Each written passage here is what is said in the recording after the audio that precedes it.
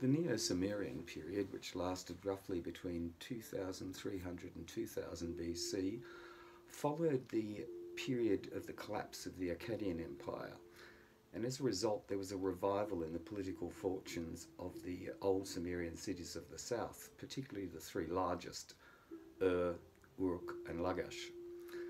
It was also a time of great cultural revival, and it's often referred to as the Sumerian Renaissance.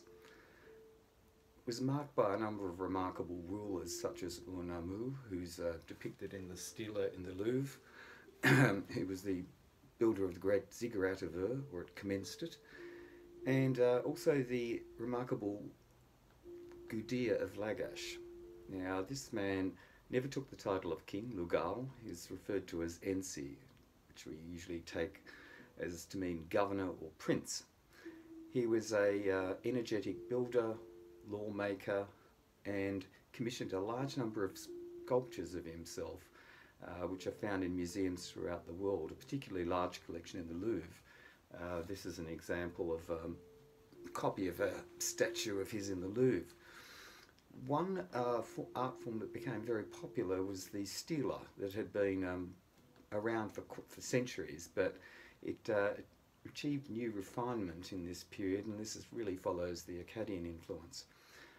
And one aspect of this is there's usually pictures of the king approaching the god, asking favour on behalf of his city. Now, one other phenomenon that became very common in these scenes is the presence of intermediaries who would present the ruler to the gods. Now, André Perrault, the famous archaeologist whose book I often refer to, wrote about it as follows. The Sumerians were obsessed at this time with gods who acted as intercessors or mediators. It was felt that no one, not even a king, could gain a hearing from the celestial powers of higher rank unless accompanied and presented by a personal tutelary divinity. Such presentation scenes are repeated over and over on cylinder seals, from which, however, the complicated themes of Akkadian theology have now been altogether eliminated. Now, on a stela in Berlin, which I've copied here, we see Gudea, bareheaded and deferent, following behind Ningishzida, recognisable by the dragons rising from his shoulders. Now, Ningishzida has a personal connection with Gudea because we have preserved on cylinder seals and the like the fact that the god came to him in a dream to help him with the construction of a temple to the city god Ningirsu. So it's though the god here is missing, it's most likely Ningirsu. But anyway, Perrault writes, the god holds the wrist of his protege with a grip so firm that he seems about to drag him by force towards a higher deity, whose body unfortunately is so badly disfigured as to make identification very much a matter of guesswork.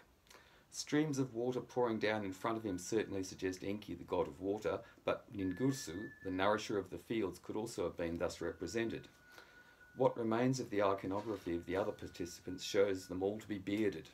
Dressed in long flounced robes, leaving the shoulder bare, they wear the horned crown indicative of high rank, impassive celebrants steeped in self-importance, yet at the same time full of deference for the decisions to be made by the supreme court of the gods.